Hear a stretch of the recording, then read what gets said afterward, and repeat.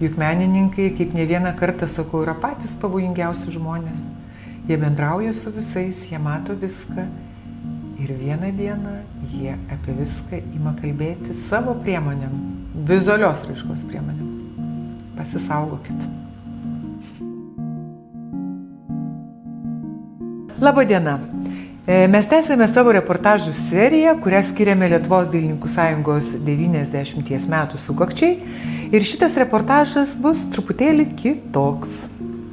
Taigi mūsų šios dienos pašnekovė yra dabar dirbanti Lietuvos dailininkų sąjungos pirmininkė, profesorė Eglė Ganda Bogdanienė.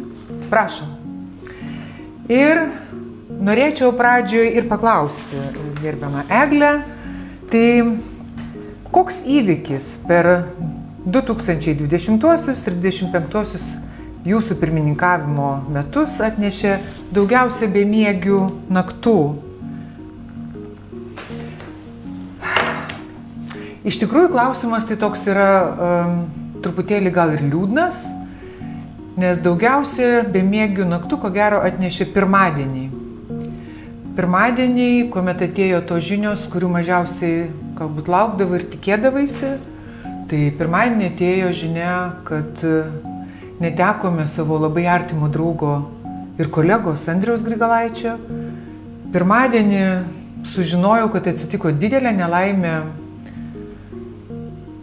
keramikos kūrybinėse dirbtuvėse, kai žuvo kurdama mūsų draugė, mūsų kolega Daiva Ramoškaitė. Pirmadienį net sužinom, kad karas prasidėjo Ukrainoje. Tai labai gerai pamenu, kitą dieną po Rusijos invazijos į Ukrainą, pirmieji Vilniuje, Vilniaus senamiesčio širdyje, Vokiečių 2, iškabinome 15 metrų ilgumo vėliavą, Ukrainos vėliavą, rodydami savo solidarumą ir savo palaikymą Ukrainai. Tada buvo dar kažkokių ir baimių, sakyčiau, net ir abejonių, bet po mėnesio, kai teko skaityti pranešimą pasaulinėje meno kūrėjų asamblėjoje, įvardinant, kaip yra naikinami muziejai, meno akademijos, kaip yra naikinamas Ukrainos identitetas, tuomet jokių abejonių nebuvo, kaip palaikant tarybai inicijavome, kad Rusijos ir Baltarusijos dailininkų sąjungos, jų teisės būtų asociacijoje suspenduotos iki karo pabaigos. Pirmadienį sužinojau, kad po sekmadieninio medaus kopinėjimo mirė mano labai artimas draugas, kolega Feliksas Jakubauskas, Lietuvos nacionalinės premijos laureatas.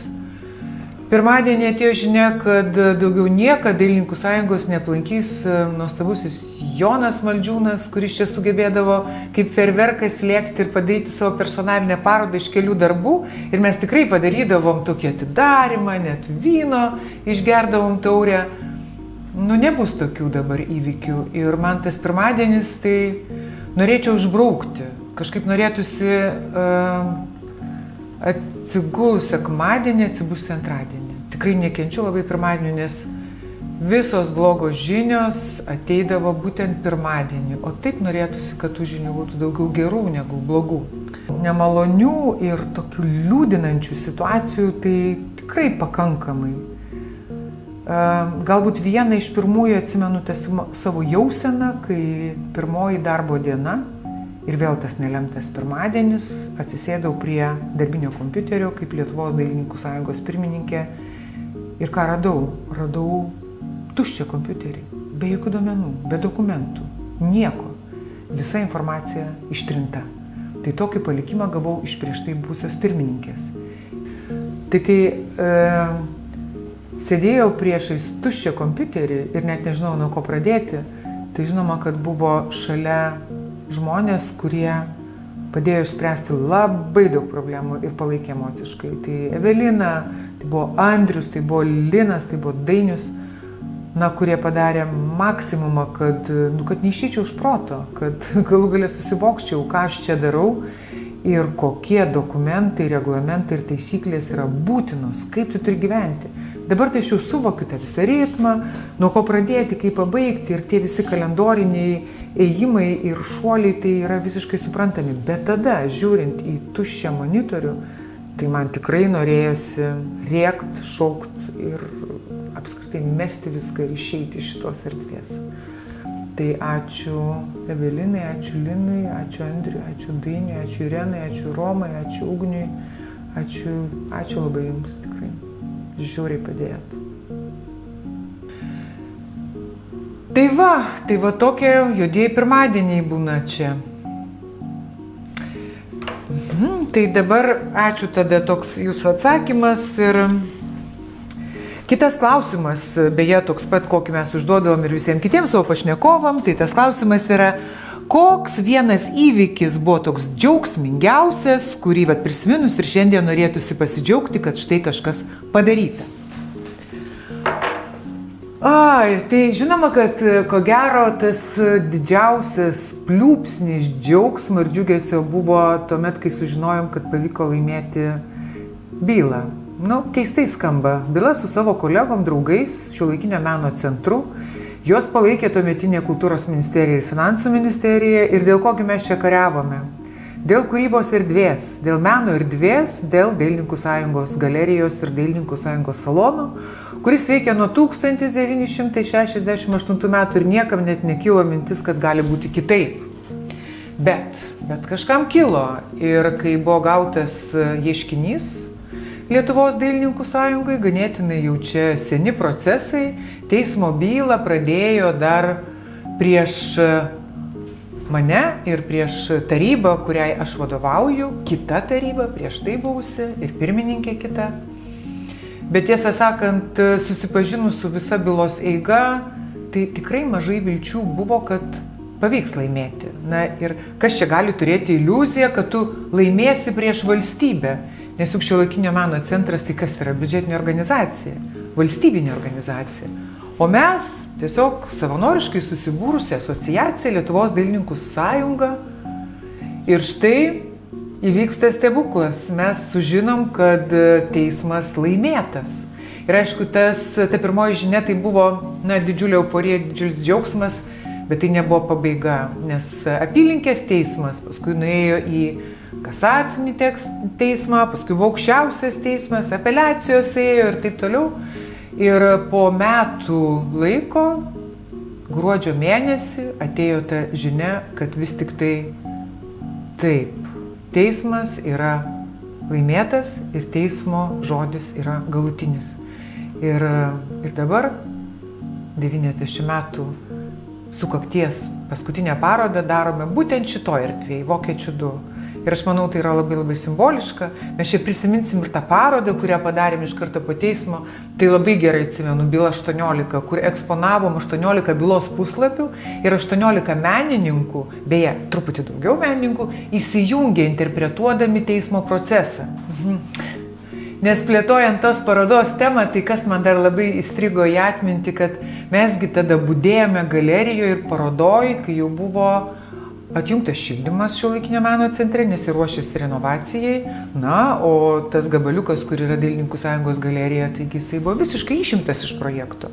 Ir tai buvo didžiulis iššūkis, ką daryti, iš kur paimti pinigų, kad vis tik tai suremontuoti tą visą erdvę, kad nebūtų gėda prieš visą šitą pastatą, kuris staiga taps it perlas senamiesčio širdyje.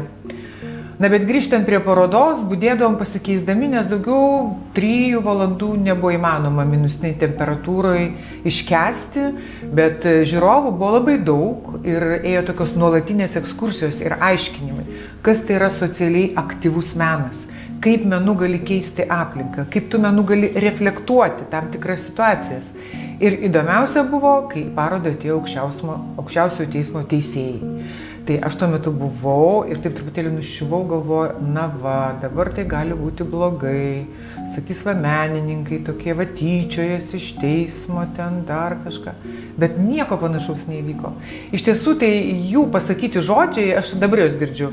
Jie pasakė, tai, kad jūs laimėjote teismą, nedidelė menininkų organizacija prieš valstybę, įrodo, kad mes iš tiesų gyvename demokratinėje šalyje, kad tu gali pasisakyti, kad tave kažkas išgirsta, tu gali kovoti už savo teisės, tu gali būti drąsus.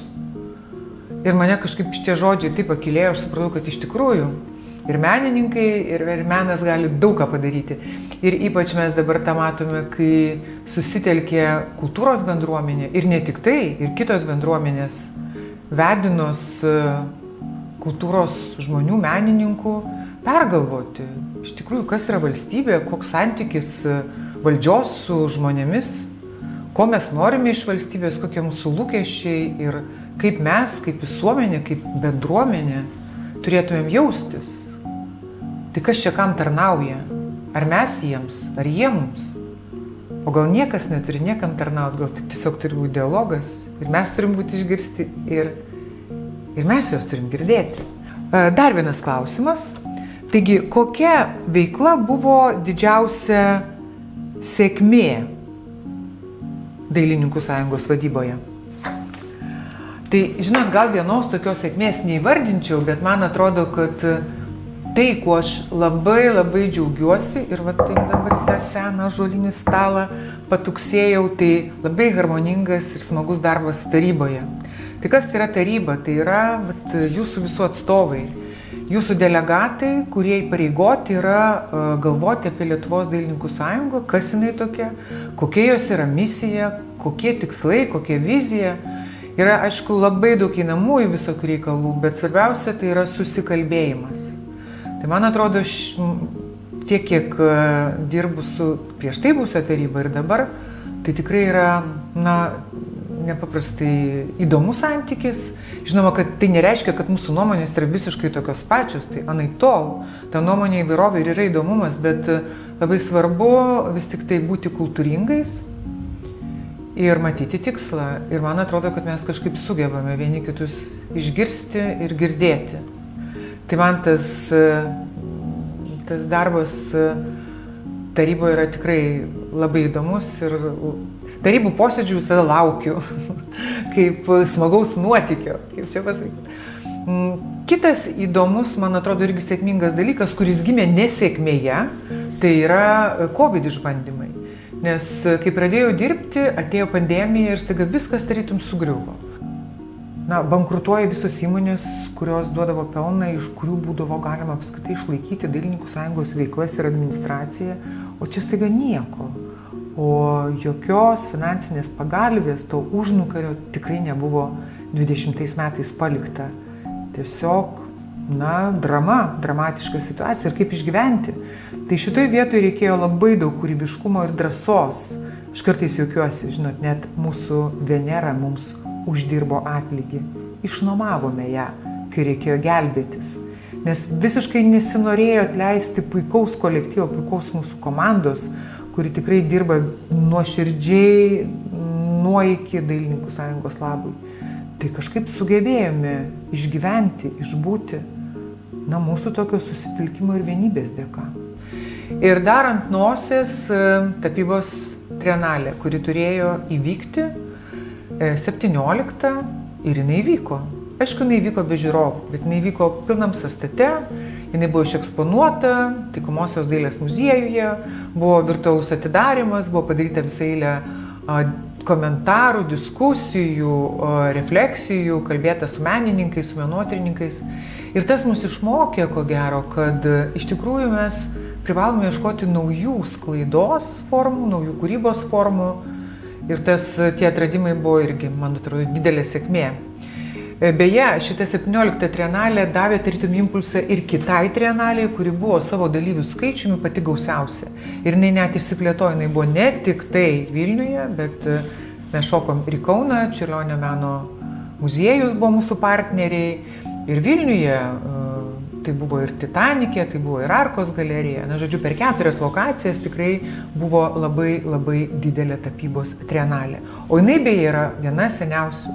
Tai aš manau, kad tokias tradicijas tai tikrai reikia kažkaip iš visų jėgų palaikyti.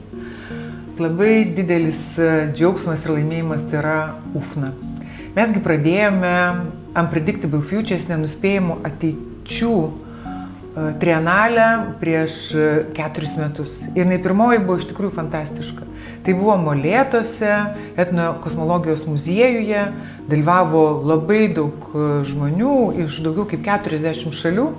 Ir tas perėjimas į kitas mokslo ir meno sinergijos erdves, pirmąją temą pasirenkat kosmosą, o ta visa erdvė, etnokosmologijos muziejus su jo istorija, su įkūrimo mitais, su žmonėmis, kurie tą pradėjo ir iki šiol tiki tuo, ką daro. Tai buvo nepaprastai įdomus procesai ir aš tik tai meldžiuosi, kaip sakyti, kad visa ta komanda, kuri ėmėsi gyvendinti šitą meno ir mokslo trienalę, neprarastų entuziazmo, neprarastų noro ir toliau ją plėtoti. Nes temų yra, nepaprastai daug. Ir menininkų yra daug, kurie dirba toj sankirtoje tarp technologijų, tarp inovacijų, tarp mokslo, tarp meno, tarp fantazijos, iliuzijos. Taip, kad čia reikia tik tai užsispyrimo ir noro daug dirbti. Tai dar galvojant apie tokias sėkmes ir apie bendruomenę, tai man atrodo, kad viena iš didelių sėkmių tai buvo kvadrienalė 5, kuri kaip tik ir buvo orientuota į bendruomenės. Tai pradžioje mes padarėm tokią pre-kvadrienalę, kuratorė buvo Aistė Kisarauskaitė Panevėžy. Vėliau ta idėja persikėlė į Vilnių ir visos Vilniaus galerijos tapo mūsų Dailininkų sąjungos bendruomenių tokių sambūrio vieta, ekspozicijų erdvė. Ir viena diena, kai atsidarė kvadrienalė Vilniuje, jos jau kulminacija tai vyko Dailės akademijos Titanike, tai buvo iš tikrųjų nepaprastai šilta ir graži bendruomenės tokia šventė, susiejimo, buvimo kartu, bendravimo. Tai aš manau, kad bendruomenės kūrimas yra labai labai svarbu. Ir menininkų bendruomenė, kurią iš esmės sudaro individai, tai surasti instrumentus, kaip juos suvienyti, yra pakankamai toks įdomus darbas, nes tai nėra taip paprasta kaip kažkokį tai elementarų ofisą. Yra team buildingas ir visi ateina, tu tą darai, menininko nepastumdysi. Tu gali jį tik tai užnorinti. Tai kaip užnorinti menininką, kad jis ateitų, susitikęs su savo kolegomis, sugalvotų kažkokį tai meninį projektą ir jį dar įgyvendintų. Nemokamai prie viso ko. Nes tos didžiulės parodos, tai žinot, mes kalbam apie atlygį menininkams ir aišku labai svajojam, kad kiekviena paroda eitų su atlygiu kiekvienam dalyviui, bet šitoje situacijoje dėja to nepavyksta padaryti. Ir ypač tos grandiozinės, didžiosios parodos, konkursinės parodos, tai sunku man įsivaizduoti, kad taip galėtų įvykti. Na ir be abejo tas atlygis menininkui, kuris, žinot, atsiminiau vienas mūsų buvęs Dailininkų sąjungos pirmininkas po vienos iš parodų, kur mes padarėm dabartinį projekto erdvėj, prie manęs ir sako, tu žinai, sakė, aš prieš 30 metų kovojau už tai, kad menininkai gautų atlygį ir pirmą kartą pats įgavau. Tai man buvo, čia toks jau labai geras jausmas, kad iš tiesų lėtai, bet tie pokyčiai vyksta. Ar yra viena darbo diena, kurią galėtumėt atsiminti ir papasakoti? Tokia crazy, sakykime, ar tai siaubo, ar tai džiugesio diena. Diena Dailininkų sąjungoje tai yra savotiška karuselė, kuri prasideda nuo įžengimo, nuo 5 minutės, nuo pirmo puodelio kavos, apsitarimo, elektroniniai laiškai, paraiškos, ataskaitos, menininkai, menotyrininkai, kurie ateina, tai diskusijos, pokalbiai, organizavimai parodų, tai yra online visa eilė posėdžių, kur būna iš tikrųjų per dieną 2-3, tai yra ir kultūros politika, tai yra ir atlygis teisingas menininkam, tai yra Latgos, Lietuvos kultūros tarybos, tai yra kultūros ministerijos, savivaldybės ir žodžiu, tų pasisėdėjimų tiek gyvų, tiek online būna tikrai labai labai daug. O kai visas tas maratonas karuselinis toks lyg tai jau įsibėgėja, atrodo iki jau maksimumo, Tai tada žiūrėk, jau 5-6 valanda, toj bus parodos atidarimas, kur gėlės, kur dovanos, kur knygos, dailės ir taip toliau. Ir eini parodos atidarimą, kur žinoma irgi įdomu tiek susitikti su bendruomenė, tiek padėkoti menininkui už jo kūrybą, už jo kūrybos sklaidą. Na ir po šito malonaus bendravimo tada vėl grįžti į kabinetą prie kompiuterio ir tada prasideda tikroji darbo diena. Rami, be vizitų, be posėdžių. Tuomet vyksta LDS strategijos kūrimai, ramiai atsakymai į visus laiškus, pagalvojimai, o kasgi bus rytoj, o paskui ateina kita diena ir vėl ta pati karuselė. Tai čia apie dieną jau tą ir norėjote, viską pasakėt, ką norėjot pasakyti. Žinot, dar galiu pasakyti tai, kad didžiausias džiaugsmas tai būna, kai praeina diena be mirčių. Nes aš žinau, kai staiga suskamba skambutis ir išgirstam vėl tą liūdną žinią, tenka padėti į šoną visus darbus, visus planus, viską ir rūpintis, kad mūsų bendruomenės narys būtų palaidotas, kad jeigu jam reikia paramos, kad ta parama atsirastų. Tai labai džiaugiuosi, kai diena praeina be mirties. Kitas klausimas, taigi koks santykis tarp Lietuvos dailininkų sąjungos įgyvendinamos kultūros politikos formavimo ir kultūrinės, kūrybinės veiklos? Sąjunga, jinai atstovauja savo bendruomenės narius, atstovauja labai daugelį institucijų. Atstovauja Lietuvos autorinių ir gretutinių teisių asociacijoje, Lietuvos meno kūrėjų asociacijoje, atstovauja meno ir kultūros tarybose. Na, žodžiu, tas atstovavimas tikrai labai išplitęs. Atstovauja tarptautinių lygių, tai yra Tarptautinė meno kūrėjų asociacija, kurios valdybos narė buvau 5 metus, dabar tą perleidau tarybos nariai Solveigai Gutautei. Tai tas atstovavimas, jisai irgi yra nuolatinis darbas. Tai čia kyla tokie klausimai kaip ir teisingas atlygis menininkams, procentas nuo statybų, dirbtinio intelekto, teisės ir mūsų pareiga, kaip turėtumėme su tom naujom raiškos formomis sugyventi, nes kovoti tai tikrai neišeina. Na, taip, aš manau, kad Lietuvos dailininkų sąjunga, jinai tokia kaip ir profesinė yra sąjunga, viena vertus, o kita vertus yra kūrybinė organizacija. Ir taip sudėjus tas dvi rankas, tai taip jinai ir veikia. Ir atstovaudama profesiją, ir sudarydama sąlygas kūrybai ir jos sklaidai. Na, o kalbant apie tą atstovavimą, tai man atrodo visiems yra viena iš tokių aktualiausių temų atlygis menininkam, teisingas atlygis. Tai čia jau padaryti net 5 tyrimai. Galite paklausti, kur tas rezultatas? Tai yra tas rezultatas. Jeigu kas pildo kultūros tarybos paraiškas, tai matom, kad dabar jau yra privalomybė įtraukti į kiekvieną kūrybinį projektą kultūros tarybos finansuojamą atlygį menininkui. Dabar kaip tik su savivaldybė dirbam tam, kad parengti poįstatyminius aktus priėmus statybų įstatymo pataisą dėl procento nuo statybų. Deja, nesigauna viskas taip greitai, kaip norėtųsi, bet, kaip sakyt, žingsnis po žingsnelio vis tiek viskas juda pirmin. Dabar tik padarėm dar vieną tokį įdomų labai tyrimą, kas man asmeniškai atrodo labai aktualu, matant žmonių norą kurti ir neturėjimą sąlygų kūrybai. Tai mes paklausim savo bendruomenės apie kūrybos sąlygas. Kokie reikalai su dirbtuvėmis, kur jūs kūrėt, kada jūs kūrėte. Ir dabar kaip tik tas tyrimas yra apibendrinimas ir tai vėlgi bus tam tikra statistika, duomenys, kurios pasiėmęs tu gali eiti į Vilniaus savivaldybę, sakykime, ne? Ir sakyti, žiūrėkit, va štai menininkai, kurie tikrai kūrė miesto kultūrinį vaizdą ir kokiegi jų yra kūrybos situacija, ogi apgailėtina. Tai nežinau, kaip išsiplėtos šito tyrimo rezultatai, bet aš tikiuosi, kad tai bus vėlgi tam tikri žingsniai į gerosius pokyčius. Dabar, taigi prašom, nekilnojamo turto problemos, kokią vietą LDS veiklų organizavimą tai užima.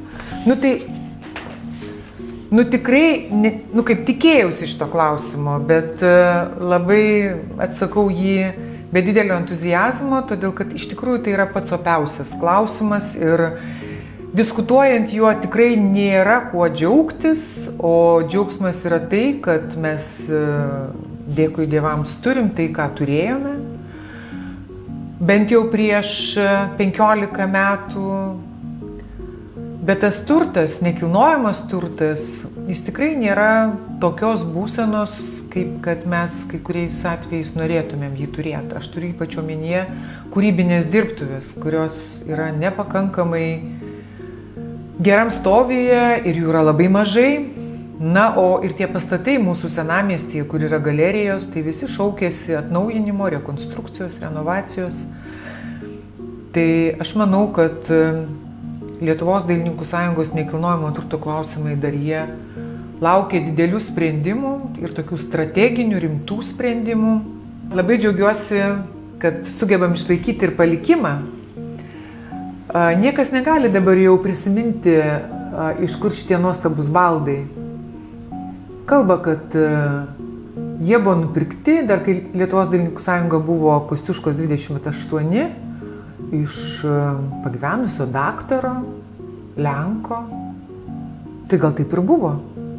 Daug čia tokių paslapčių turim. Ir mūsų Venera, kuri yra irgi simbolis Lietuvos dailininkų sąjungos, tai kaip čia jinai, kaip gal atėjo pati, ar atsinešė kažkoks tai vienas iš pirmųjų menininkų, gal iš dailės instituto tuometinė. Bet koks skirtumas, iš kur jinai atėjo? Svarbu, kad jinai yra. Ir yra mūsų simbolis. Visokiais formatais. Ir su pačiom tikinamiausiom istorijom ir kelionėm. Na, bet gal iš tokių optimistinių galbūt nekilnojamo turto objektų, tai aš vis tik tai noriu akcentuoti mūsų išlaikytą Palangos dailę. Jinai nepilnų sąstatų išlaikyta, bet šiemet kažkaip pavyko ir stogą suremontuoti, ir šilumą sutvarkyti, ir saulės elektrinę įsirengti. Na ir tas pastatas kažkaip, man atrodo, jis turi tokį didelį potencialą. Visa Palanga, jinai darosi tokio ne pajūrio kurortas tik tai, o kultūros ir pajūrio kurortas. Nes kiek kultūros renginių keliasi dabar į Palangą ir atsidariusi nuostabi ir koncertų salė, ir kaip tik parodų rūmai numatyti statyti, ir galų gale ir senos vietos, kurios anksčiau kultūrai nebūdavo, kaip ir skiriamos, atveriamos kultūros renginiams. Man atrodo, kad Palanga turi labai didelės ambicijas kultūros srityje ir Palangos dailė būtų vienas iš tų deimančiukų, kurioje jau dabar beje veikianti tarptautinė rezidencija galėtų duoti labai didelį pridėtinę vertę, didelę Palangai. Koks kultūrinis įvykis iš pastarojo laikotarpio padarė didžiausią įspūdį ir kaip tuose kultūros įvykiuose dalyvavo Lietuvos dailininkų sąjunga? Atsakydama į šitą klausimą, tai norėčiau pradėti nuo šitų metų, nuo Čiurlionio jubiliejinių metų. Nes jau nuo sausio 11, nuo didžiojo Čiurlio, nuostabaus performanso pasirodymo Druskininkuose prasidėjo tikrai įspūdingi metai, menininko metai. Ir žinoma, kad Lietuvos dailininkų sąjunga irgi įsitraukė į šitas veiklas. Tai mes turėjom tikrai labai įdomų simpoziumą Palangos dailėje, turėjom konferenciją, turėjom parodą, ekskursiją po parodas. Tikrai, manau, tapom šito viso didelio visą Lietuvą ir net ne tik Lietuvą, bet ir dalį kitų šalių apimančio kultūrinio proceso dalimi.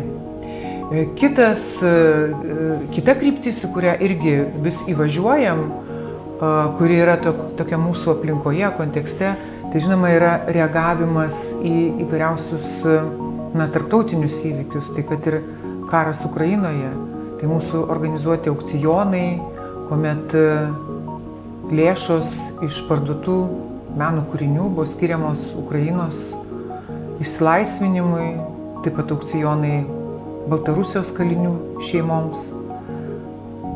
Tai taip pasijunti tokiam bendram vienyje su kitais įgyvendindamas savo kažkokius tai kultūrinius tos projektus. Na ir pats paskutinis gal įvykis, tai irgi kultūros asamblėja, kur Lietuvos dailininkų sąjunga irgi yra tos asamblėjos kaip ir dalis, dalyvauja renginiuose, negaliu sakyti palaiko, nepalaiko, yra viduje. Mes esam šitoje vietoje visi kartu. Apskritai, kaip pasikeitė menininko ir paties meno vaidmuo visuomenėje per pastaruosius metus? Aš manau, kad paskutiniai įvykiai tikrai parodo, kad kultūros žmonės yra labai aktyvūs. Kūrėjai, menininkai, net nepriklausomai nuo to, kokią technologiją, kokią mediją jie naudoja. Ar tai yra muzikantai, ar šokėjai, ar vizualaus meno atstovai, ar tarpdisciplinininkai. Nes kultūros asamblėjos banga, sujungusi kultūros bendruomenę ir iškėlus būtent tą klausimą, pagalvoti vis tik tai, ką kultūra veikia mūsų valstybėje, kokia tai yra jėga ir ką menininkas gali tam kontekste padaryti, tai ir parodė tą vienį. Ir aš tiesą sakant labai tiesiog didžiuojuosi ir džiaugiuosi, kad priklausau tai kultūros bendruomeniai. Kultūros bendruomeniai, kuri nebijo reikšti savo nuomonę, bendruomeniai, kuri kūrė, kuri tiki, kad menas ir kultūra gali daryti pokyčius. Kokią įtaką jums kaip kūrėjai padarė buvimas Dailininkų sąjungos pirmininkė? Toks iš vienos pusės labai paprastas klausimas, o kita vertus ir labai provokuojantis. Nes aš prisipažinsiu, kai ėjau į šitas pareigas, tai žiūrėjau į šitą poziciją kaip visiškai į kūrybinį projektą. Tai yra tiesiog socialinio meno projektas, kuriame aš esu kaip coacheris, kaip vadybininkas ir organizuoju, kad viskas vyktų taip, kaip aš sugalvoju, kaip aš norėčiau matyti. Čia aišku ta geroji, kaip sakyti, tokia labai galbūt primityvi ir juokinga ir paprasta pusė šitos veiklos, bet kažkuria prasme tai iki šiol taip ir jaučiuosi. Ir man labai patinka, kad kažkiek tai galiu prisidėti prie to, kad daug žmonių gali ateiti į Dailininkų sąjungos erdves, į jos teiktas galerijas, į tą aplinką ir rodyti savo kūrybą. Jie kūrė turėdama tikslą suorganizuoti savo parodas, pristatyti. O mano darbas yra padaryti taip, kad tos erdvės egzistuotų. Kad egzistuotų erdvės tiek kūrybai, tiek jos pristatymams. Tai jeigu kiekvienais metais Lietuvos Dailininkų sąjunga parodo apie 1000 menininkų kūrinių, menininkų 1000, o kūrinių tai gali būti ir 10 000. Ir man kažkaip pavyksta, taip pavyksta šitai organizacijai vis dar vadovauti, tai aš tikrai jaučiuosi prie to prisidedanti. Ir mane tas labai džiugina. Jaučiuosi labai laiminga. Tiesiog, kad galiu tą daryti. O kaip menininkė, tai kartais irgi šoku į visą tą lauką, nes kiekviena diena tai yra naujos pamokos, naujos žinios. O aš kadangi esu iš tų menininkių, kuri labai mėgsta kūryboje interpretuoti kasdienybę, tai man čia yra daug inspiracijų, patikėkit. Juk menininkai, kaip ne vieną kartą sakau, yra patys pavojingiausi žmonės. Jie bendrauja su visais, jie mato viską ir vieną dieną jie apie viską ima kalbėti savo priemonėm, vizualios raiškos priemonėm. Pasisaugokit.